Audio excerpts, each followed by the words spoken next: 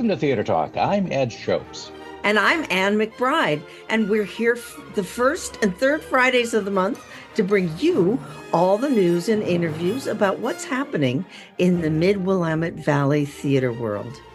On today's program, we'll talk with directors Marla Nuttman and Lance Nuttman about a pair of one-act plays each is directing at Gallery Theatre in McMinnville. Then, in today's second interview, Ed and I talk with director Rod Ceballos and executive director Thomas Nabhan from the Theater 33 about Gone, the final full production of Theater 33's 2024 Summer Festival of New Plays in Development. But first, let's get started with our Theater Talk calendar. Albany Civic Theater at albanycivic.org. Coming up July 19th through August 3rd at Albany Civic is Spring Awakening. Set in late 19th century Germany, it tells the story of teenagers discovering their budding sexuality through a folk-infused alternative rock score. And August 23rd through 31st, you can see the ACT Youth Summer Camp Show, Disney's Little Mermaid Jr. on the Albany Civic Theater stage. Brush Creek Playhouse at brushcreekplayhouse.com. The School Marms in Trouble plays August 1st through 18th. See Brush Creek's website and Facebook page for more information. Children's Educational Theater is at cetsalem.org, and their summer camp is winding down and performances are coming up to show off the work the students have accomplished at their summer theater day camp. Here's a rundown of the shows. A Midsummer Night's Dream plays at Kaiser Rapids Amphitheater, July 19th through 21st at noon. Into the Woods Junior plays July 23rd through 25th at Chemeketa Community College Auditorium at 6:30 p.m. Three plays, When LV Caught the Rainbow, My Father's Dragon, and Boxes, are on the South Salem High School courtyard stage, July 22nd and 23rd at 6:30 p.m. Law and Order Fairy Tale Unit plays at the Salem Public Library, July 23rd, 25th, and 26th at 2 p.m. The one-act play Disaster plays 6:30 p.m. July 23rd at Capitol Manor, 3 p.m. July 24th at Kaiser Community Library, and 2 p.m. July 25th at Claggett Creek Middle School in Kaiser. Disney's Newsies Junior plays 7 p.m. July 24th through 26th at North Salem High School, and the CET Fine Arts Night happens at 6:30 p.m. July 27th at North Salem High School. For more information about these shows, including ASL interpretation and ticket prices, go to the CET Facebook page. Elsinore Theater at elsinoretheater.com. A new stage show, Metropolis the Musical, premieres August 8th through 11th at the historic Elsinore Theater in Salem. Written by McMinnville actor and director Tracy Ward, it combines onstage action with the original 1927 silent film made by Fritz Lang as a backdrop, along with the music from the 1984 film restoration. And for information about local events and touring shows on stage at the Elsinore, go to their website and Facebook page. Gallery Theatre is at gallerytheatre.org. A pair of one-acts, Trifles by Susan Glaspell and Sam Shepard's Fool for Love, will run July 26th through August 11th at Gallery. We'll have an interview with directors Marla Nuttman and Lance Nuttman later in today's program. Kaiser Homegrown Theater at kaiserhomegrowntheater.org. Open auditions for the Thanksgiving play at Kaiser Homegrown Theater are July 20th. In Larissa Fast Horse's wickedly funny satire, good intentions collide with irrational assumptions as a troupe of terminally woke teaching artists scrambles to create a pageant that somehow manages to celebrate both Turkey Day and Native American Heritage Month. It's directed at Kaiser Homegrown Theater by Mia Apodaca and runs November 1st through 17th at KHD. You can hear our talk with Mia on our July 5th podcast of KMUZ Theatre Talk. The young actors of the Kaiser Homegrown Conservatory will premiere Lovecrafted August 23rd through 31st. This new play by Laramie Dean is adapted from the H.P. Lovecraft stories. 4 survivors of interdimensional terrors share their horror stories in a secluded cabin. It's directed by Lorianne Schmidt. The Majestic Theater in Corvallis is on Facebook and at majestic.org. Mr. Burns, a post-electric play, runs September 20th through 29th. After the collapse of civilization, a group of survivors share a campfire and piece together the plot of The Simpsons episode Cape Fear entirely from memory. 7 years later, this and other snippets of pop culture have become the live entertainment of a post-apocalyptic society trying to hold on to its past. Then, 75 years after that, these are the myths and legends from which new forms of performance are created. Merely Players is a traveling Shakespeare company based in Corvallis that performs irreverent, fast-paced, and fun takes on the Bard's plays.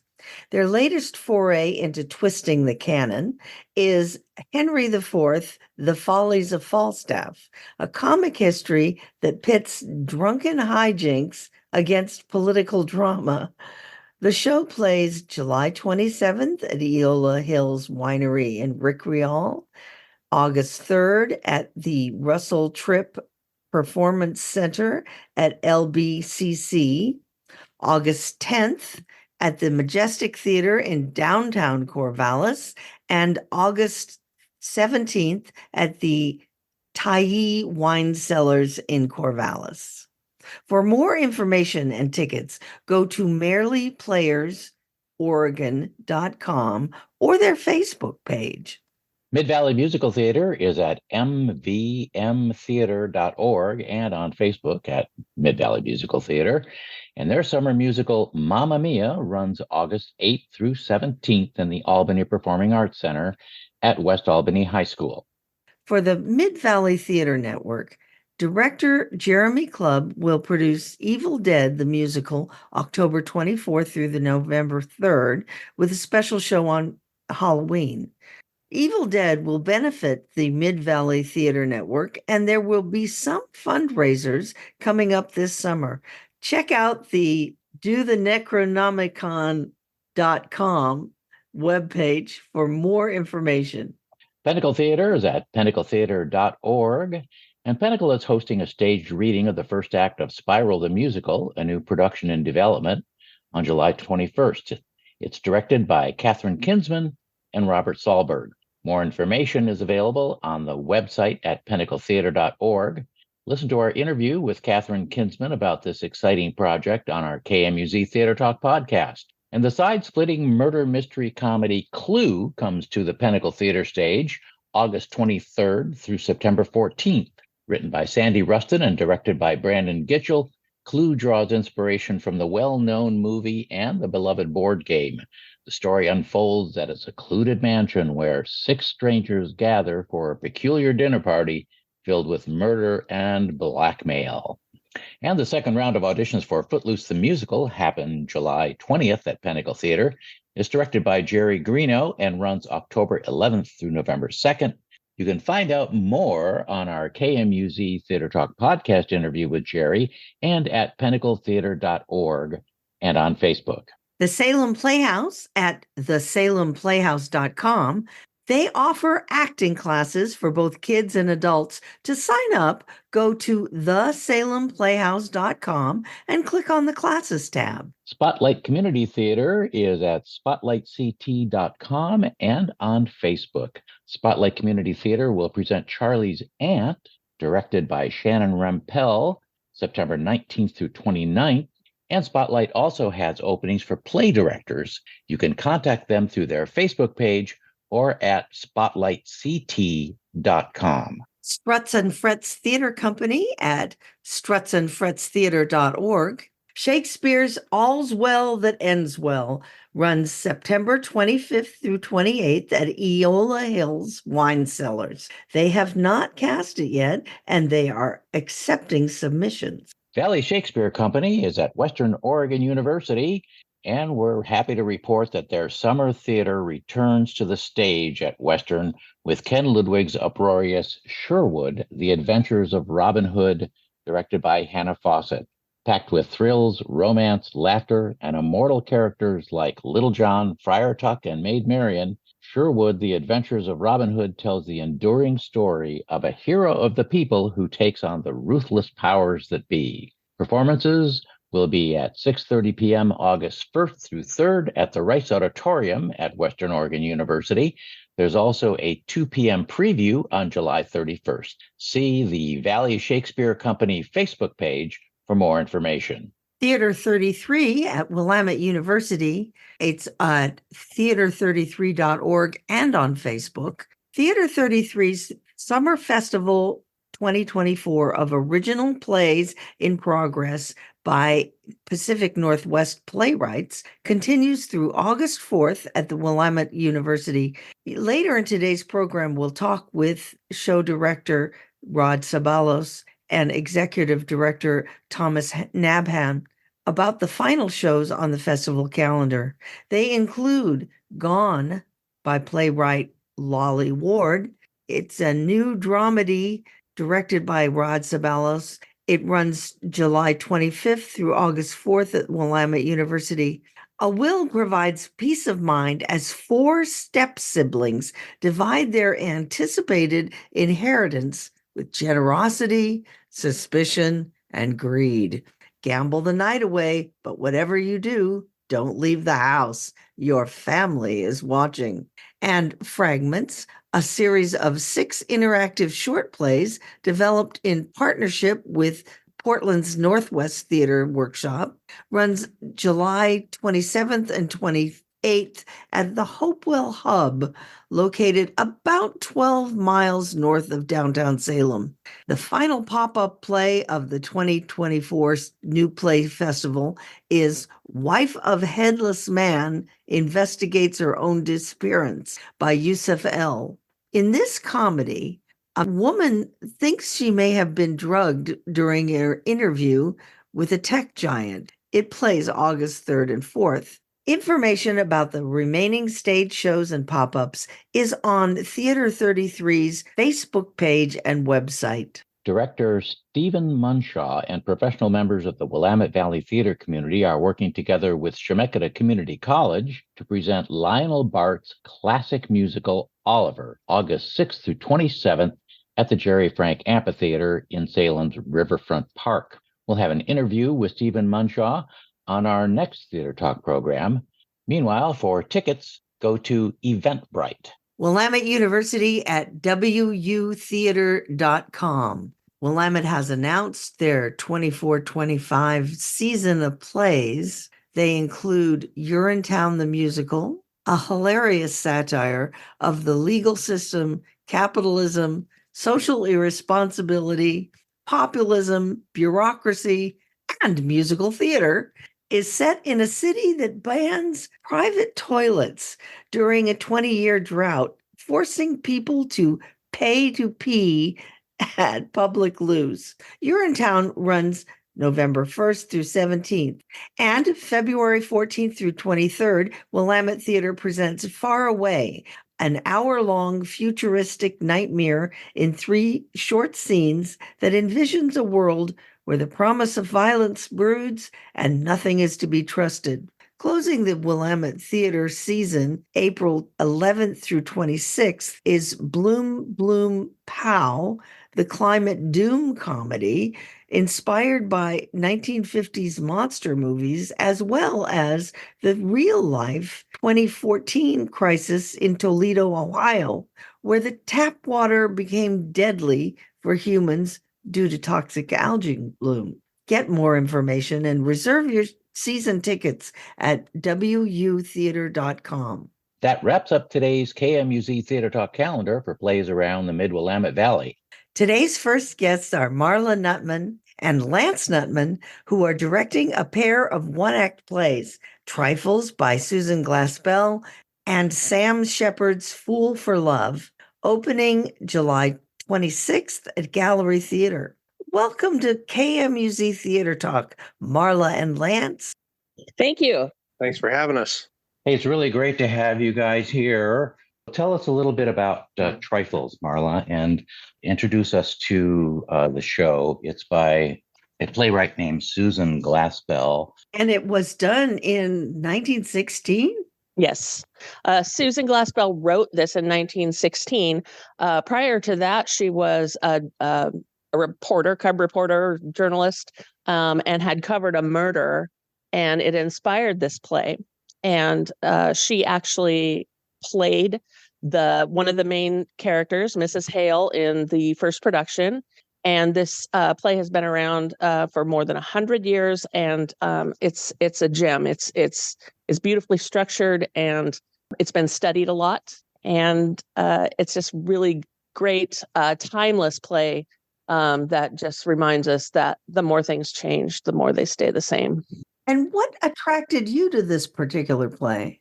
I really love plays that center strong women and their struggles and their resilience. Yeah. Can you give us a little summary of the story, Marla? We open in the morning in a farmhouse where there has been a murder. The county attorney and the sheriff have come to investigate this murder. And along with them, they've brought Mr. Hale, who was the first person on the scene and spoke to Mrs. Wright. She's the focus of their investigation. They think she did it. And Mrs. Peters, who is the sheriff's wife, comes along, and Mrs. Hale comes along too. And while the men are looking at all the evidence, the women look at the particulars of Mrs. Wright's life, and they solve the crime under the nose of the men. Then they have to decide what they're going to do with this knowledge that they've gained. That's a fascinating topic for a play. And I know, having read about it, that some of the choices that various people make are not unlike the choices that we would make today. Yes. As a feminist, it's a great play. Yeah, it's kind of a feminist staple play. I just love this play. I couldn't believe it when I found it that, something so old, I mean, there's a lot of old plays out there, but something that I had never heard of. It's not Shakespeare or, Right. It's not Gilbert and Sullivan, but it's old, and it's just a gem. How did you find it, Marla? I've been doing a lot of searching. I search for plays that are written by women and that center women and their struggles. It just came up in my search. You hadn't seen a production of it before. No, I've never seen it. But I've talked to people who they study it in colleges sometimes. It's fairly short. It's only about a half an hour long. And it's something I think that's mostly probably produced in theater courses. They study it for its feminist angle, and also just its structure is really great. And it's a nice little bite-sized one act for colleges to put on. And what is the age of the women? I actually kept it very open when I was casting. They needed to be fairly close together in age, the two parts, but they're middle-aged women. So, 40s and 50s, 40 and 50, I think. I don't want to give away anybody's age. So I understand. Yeah, they're similar in age, with Mrs. Hale being slightly more experienced, older, more experienced. And my two actors, Holly Spencer and Beth Soboturk, they're just fabulous. I have Reese Madden, who plays the county attorney. I have Sean Keller, who's a gallery regular, who plays Sheriff Peters. And I have Lance Nuttman. You may have heard of him. He plays Mr. Hale. And we have a terrific team working on this. Walt Height is our co-AD for both of us. And Vicki Weibargen, who's our amazing stage manager and is always right on top of everything, keeps me straight. And Kathy Willoughby is our costumer, and she's done a terrific job. And our set was built by Derek Moore, and it's actually very amazing because it transforms in the intermission between the shows into a completely different place. And that should be also very interesting to watch. Jeremy Weiss is our backstage manager who will be heading that up. And how do you collaborate with the actors, and do they have input? Oh yeah, I couldn't do it without their input. They bring so many angles to things that I just, like, I think I've got this thing all figured out, and then they come in and just surprise me with something. I'm like, oh, I hadn't considered that, and it's brilliant. So, that's wonderful. One of the things I'm curious about is you have 2 one-acts here that are kind of similar, but yet different. They're set in a time that's not contemporary, but they really reflect contemporary issues. Lance, I want to turn to you for a moment. You're directing Fool for Love by Sam Shepard. You and I are both Sam Shepard fans. What is it that brought you to this show, and how are you approaching this one-act production? So in either 2017 or 2018, I had the pleasure to be cast in True West at Verona Studio, which Jenny Bertel's directed. And, True West was my first exposure to Sam Shepard at all. And so when I found Sam, it was just like, wow, this really speaks to me, and there's a lot to dig into. So I immediately went and got a Sam Shepard anthology and just started reading the thing cover to cover. And once I hit Fool for Love, something just blossomed in my mind. And I'm like, I get this. I can see this. I can see how this would be done. Once that happened, it just, kind of marinated and kind of kept it in my back pocket and thought, oh, well, someday, I'd like to direct that. So when Gallery Theater was looking for an option, me and Marla proposed, we could couple Trifles with Fool for Love, do it all in the same night, strike the set in between, and it'd just be a great night of theater for theater lovers. So, and how long is that play? Fool for Love comes in a little longer than an hour, just barely. Mm-hmm. In fact, in the script, Sam wrote in that this play should be performed relentlessly. And so it's like, how many scripts do you read where it's like you get that kind of insight from the author, and it's like, ooh, that's good. No pressure or anything, Sam. Thanks a lot. One thing I have to disclose is that I'm a member of the cast of this show, and I was also in the cast of True West at Verona Studio, and that was my first experience with being in a Sam Shepard show, but I'd known his work, and Relentless is a great description of this play. Yeah, it does move along, and it really shows exactly how life has affected the people that are on this stage. Very much, yeah. They're 2 very damaged people, right? The play focuses on Eddie and May and their childhood friends and former lovers, and May has basically run away. She has gotten out of a really bad situation and run away, and Eddie always seems to find her. And they're 2 people that are so passionate about each other and can't stand to be away from each other, but really shouldn't be with each other. And the story that we tell there is very painful at times. It's very funny at times. It's Sam Shepard, so it can be a little absurd at times. Not as wild as some of his pieces where you have cowboy cat. In fact, I've done Operation Sidewinder, which is about a giant rattlesnake. Yeah. Yeah. So it's not that out there. This is a little more grounded in realism. You always kind of wonder what's going on in Sam Shepard's mind every once in a while. How does he come up? This script is super dramatic. It's sometimes absurd, really impressionistic in the descriptive parts of the play, and some of the monologues are so descriptive. It's like looking at a painting or listening to a tone poem, in a concert. I absolutely agree. We've talked a lot about the language in this play, and these beautiful descriptors, and you nail it. It's like just watching a painting while it's being created. I just really admire Shepard's style.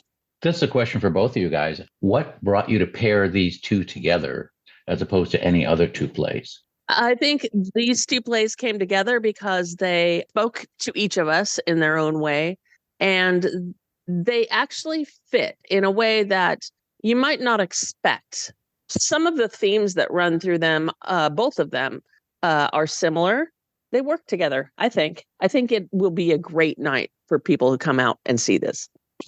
I like to think that both mine and Marla's style are, we really like to leave the audience thinking, just thinking, And Marla's both of production these plays do. Yes, very much so. At the end of both of these shows, you will have a lot to mull over.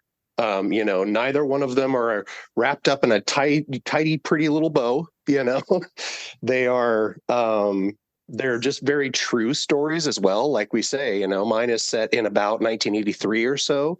Marla's is set back in, turn of the 20th century.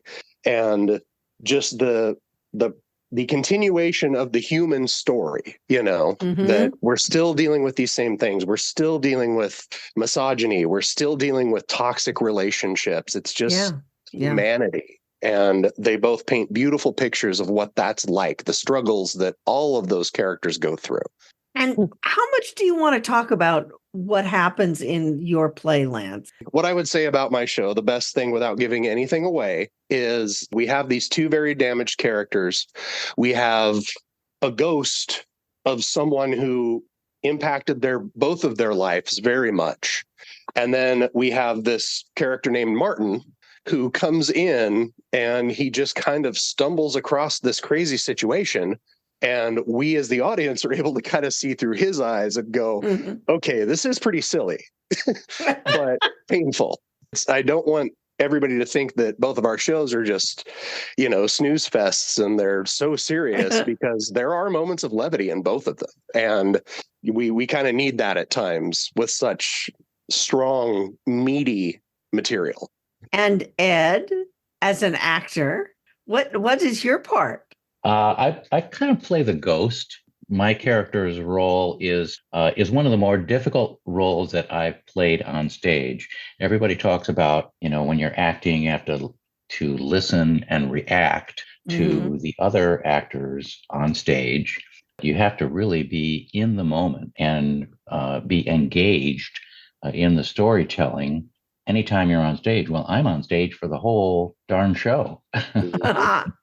And my job is to, every once in a while, interject a piece of fantasy or reality or story that helps drive the relationship between the two main characters. And sometimes it's funny, sometimes it's serious, sometimes it's could be completely made up or could be real or not, but Sam Shepard has put this character in as, I think part of the storytelling, but also part of the questions that the audience is asking themselves. Well, what about this? And pretty soon, bang, the old man talks about that. So it's an interesting part to play. And I really have to pay attention to what's going on stage.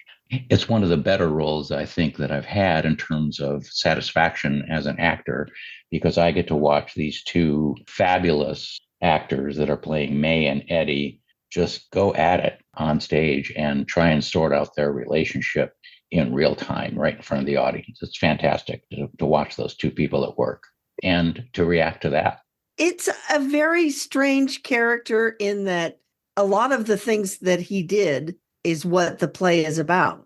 He represents the past, basically, of these two characters, and what we all carry with us through previous decisions and the decisions of others, and how that can affect our life at long term.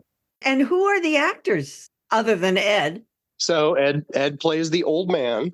Martin is actually double cast. We had some conflicts with both of these guys, and we worked it out so that both of them could participate. So the first and the third weekend, Joseph Hunter is going to be playing Martin.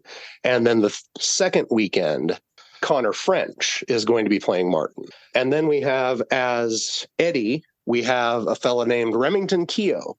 And he kind of came out of nowhere from us. We were looking pretty hard for an actor, and he had just moved back to the area to be with family. Here comes this tall, lanky guy, and I'm like, "There's our cowboy," Yeah. We've even gone so far as with Josh Fitzgerald out at Fitzgerald Farms in Yamhill. We arranged to get Eddie roping lessons because he needs to be able to rope. He is a rodeo cowboy, basically. Oh, that's really hard. Yeah, it's not easy. So it's all those interesting things you get to do as an actor, right? Right.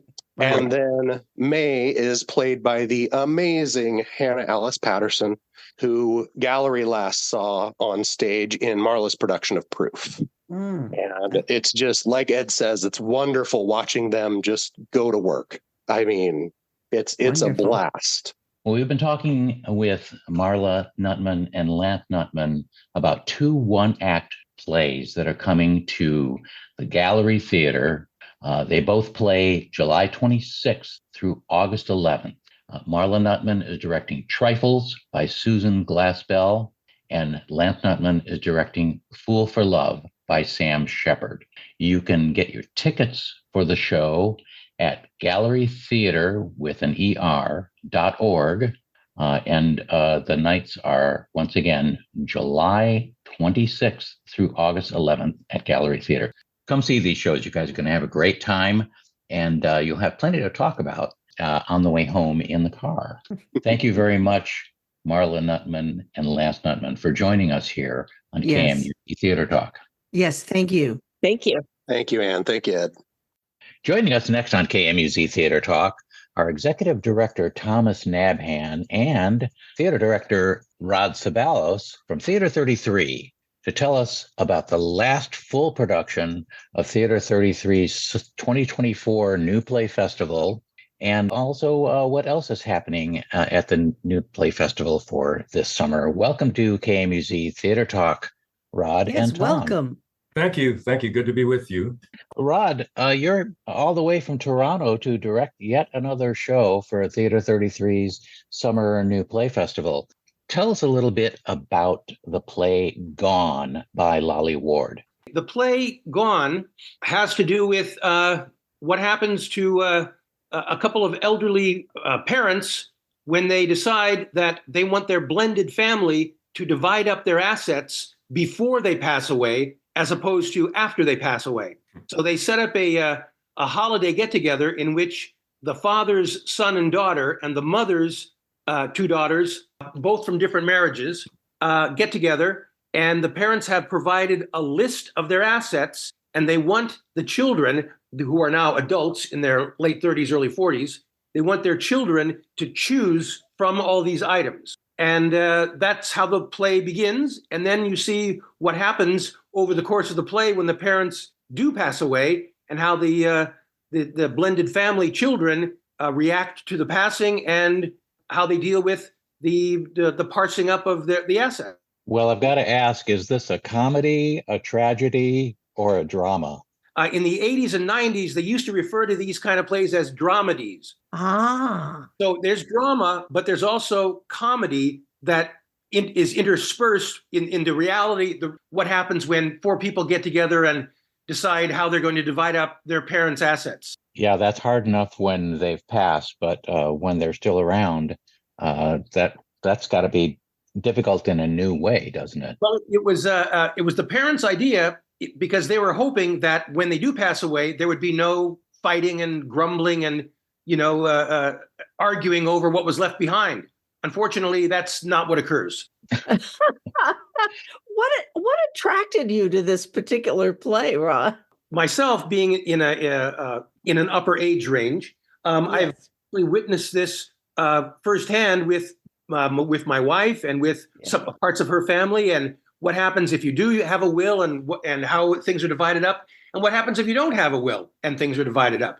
It's one of those things where one thinks there's an ease and understanding with families just above the surface, when in reality, it's about other things than love and care and memories and sentiment. Sometimes it's about, that gold watch that I really liked, or the pearls that your mother wears, or that sort of thing. So that we have many people have a venial idea about what is left behind and can hardly wait, even though they say they can wait, can hardly wait for the opportunity to get their hands on it and or sell it. Oh boy.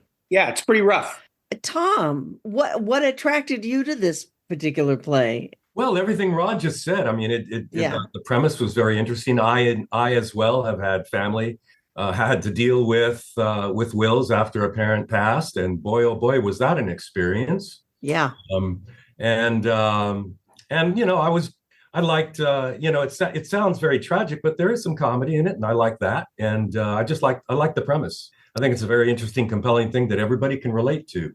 Oh, yeah. Well, not everybody, but people who have some age on them can relate to. Yeah. And one of the things that struck me immediately, because I had the unfortunate opportunity to witness this when, I'd say about 15 years ago, my wife's mother passed, and it was an open casket, and in her casket she had on her wedding ring, this diamond wedding ring. So the husband de jour of the moment, who was not my wife's father, came to the funeral home and saw the ring on her finger and attempted to take it off her finger. Oh my God! Yeah, kidding. Attempted to take it off her finger while she was lying in state. Oh my!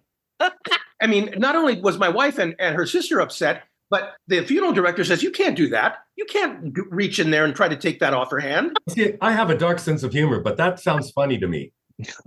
If you had been there, it was not funny in the least. It was. Oh, I know that. I can imagine. Oh yeah, but it's funny in retrospect. Yeah. After the fact. Wow. In a play, I think it would be hilarious.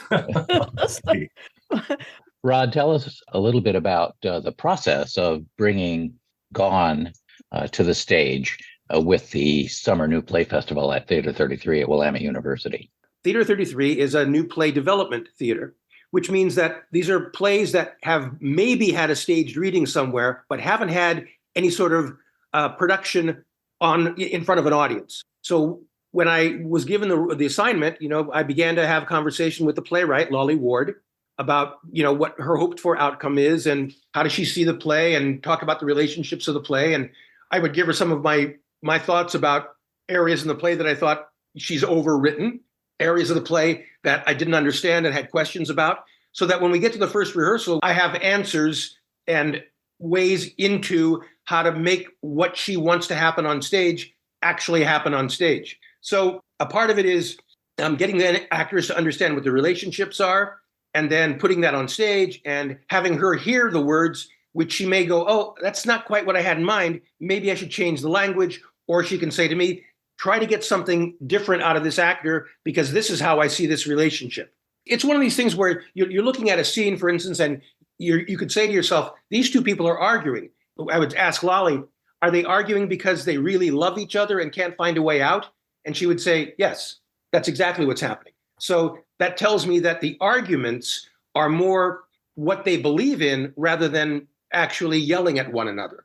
How many different parts are there in this show? And is it a complete package, or is it just part of the play that's being presented?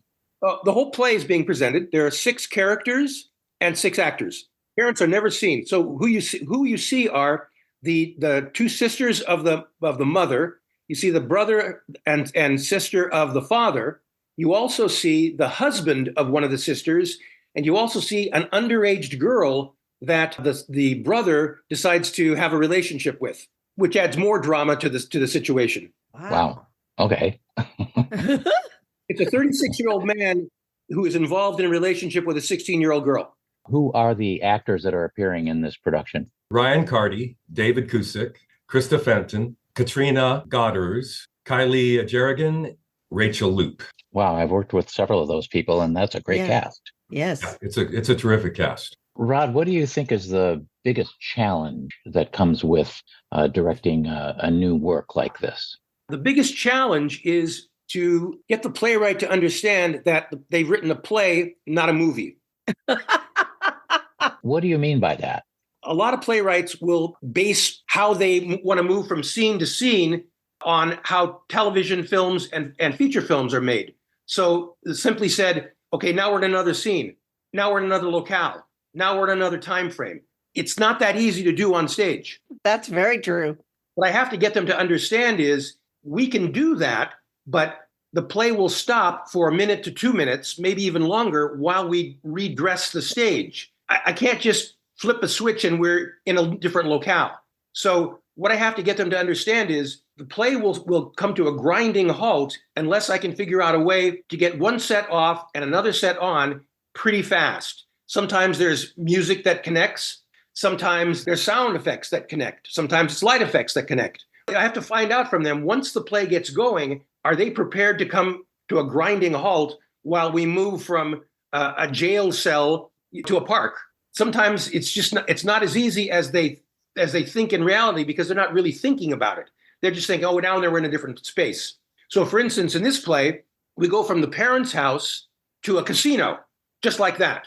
Oh, boy. It's a casino with a functioning video poker machine. So I can do a lot of that with lights and sound, as long as there is no real payouts, because I can't really get a video poker machine on the stage and have it, cough up coins or cough up, slips of paper that says how much money you've won. So what I have to get the playwrights to understand is that's the locale, but it's not really going to be real. It's going to be as close to reality as I can get it, and you have to be okay with that. And on the other hand, what the challenge for me is in this play, because the children divide up the assets as the play goes along, we have to establish that there's important things in the parents' home and valuable things to begin with. I have to make sure that those elements are there so that when they're not there, the audience goes, oh, something bad just happened. There was a valuable painting that's gone, or there was a jewel box that was there and it's not there anymore. So I have to tell that kind of a story as well. Is there some way that the audience is reminded?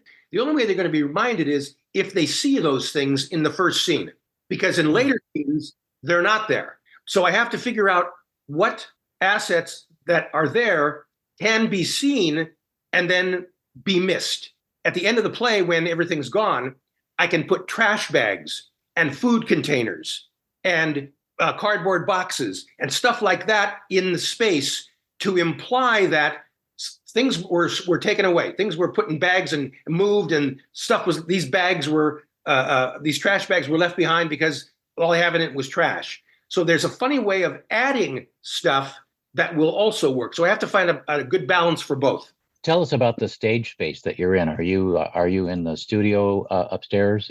In that space, it's very difficult to isolate areas so that the audience only looks at the area you want them to look at. Because everything's so close, Yeah. So you can't put a casino in a corner. No. So what I'll have to do, and with that, is build a portable unit. They have standalone poker machines with a seat, and that will roll on, and there'll be a seat with that, and there'll be lights coming up at the actor who's supposedly playing poker, and we'll have lights and we'll have sound and background stuff to make people, whoa, he's in a casino somewhere. But luckily, even though this is an inveterate gambler, most of his scenes are about him trying to engage, for lack of a better word, with this 16-year-old girl. You've painted a really bad picture of a guy. For me, I don't pass judgment on that kind of person. The character that she's created is kind of a lonely sort who had some physical issues when he was younger and didn't really move past a certain age in his maturity. I see. So he may think it's perfectly okay for him to try to engage with a 16-year-old girl because he's thinking that he's not more than that himself. I see. This is a pretty complicated story, a really interesting story. How long are you going to be in rehearsal before the July 25th premiere of this show? The rehearsal process goes about 60 hours, so it'll be about 2.5 weeks before the opening. And I get about 4 hours of rehearsal every night and 5 hours each day on the weekend. Does that include the time you're going to spend with the playwright discussing what's going to happen at rehearsals as well? Part of the time the playwright will be in rehearsal, And then part of the time I'll be chatting with her on the phone. She lives in Portland, and coming to terms with changes in that way. I have done this playwriting experience with Tom. I think Ed has also. Yep. It's very exciting to get new pages. Have the playwright rewrite the script as you work your way through the character. Yeah, it can be exciting. How much input do the actors have in working with the playwright to develop this show? Part of it depends on the particular actors, and part of it depends on the playwright. The actors barely have an understanding of their character when we start, and as we get down the line, oftentimes what their input will be is, I don't need to say that. We don't need that line. And that's often my input with the playwright too. That's what I said early on in our interview. Sometimes they overwrite. Yeah. Right. Mm-hmm. And they forget that there's an actor who can actually do something non-verbally, which will be much more potent than the words that you gave that actor to say. Exactly. Tom, you're the executive director of Theater 33. Else is remaining with the New Play Festival. You've got, I think, 2 pop-up shows coming up. Is that correct? We have one pop-up and then another very interesting, I'm not sure what you would call it. It's not a pop-up.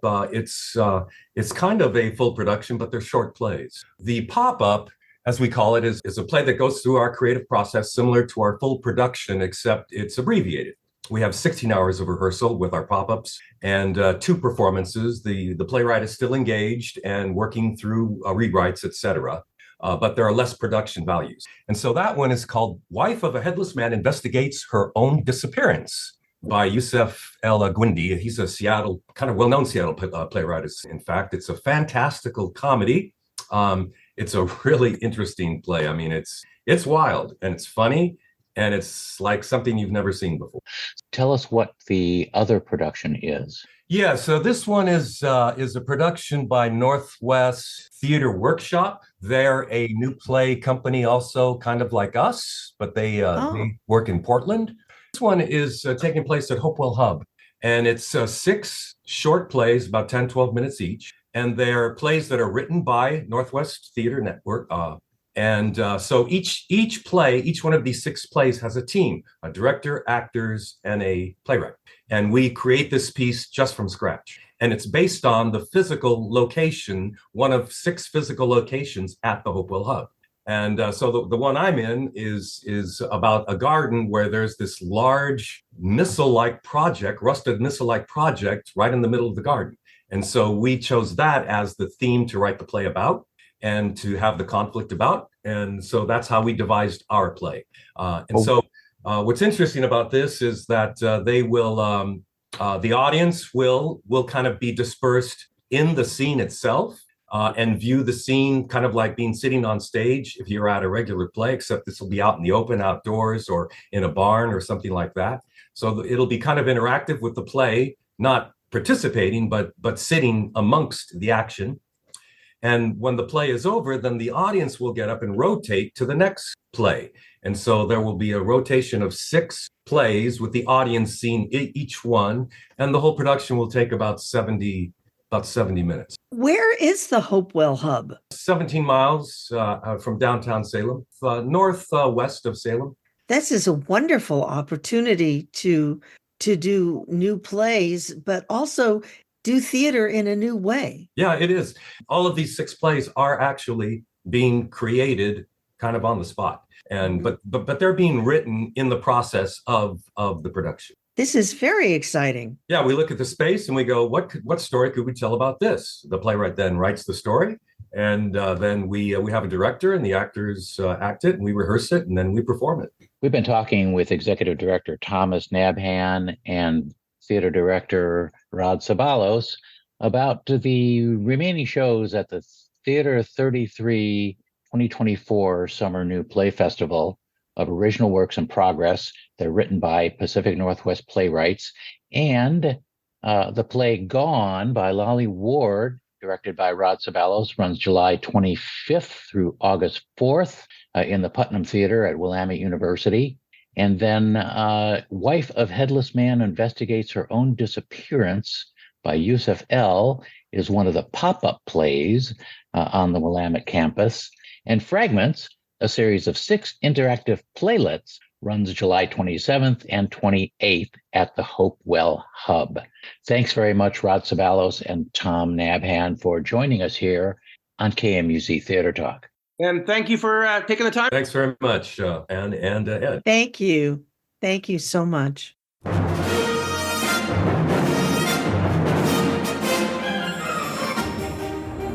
It's time to wind up today's KMUZ Theatre Talk program.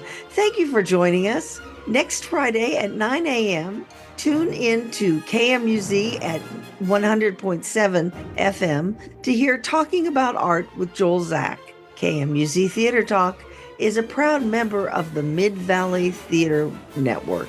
KMUZ Theatre Talk comes your way at 9 a.m. the first and third Friday of the month on your radio or smart speaker at 100.7 and 88.5 FM, on your favorite radio app, or streaming live at kmuz.org.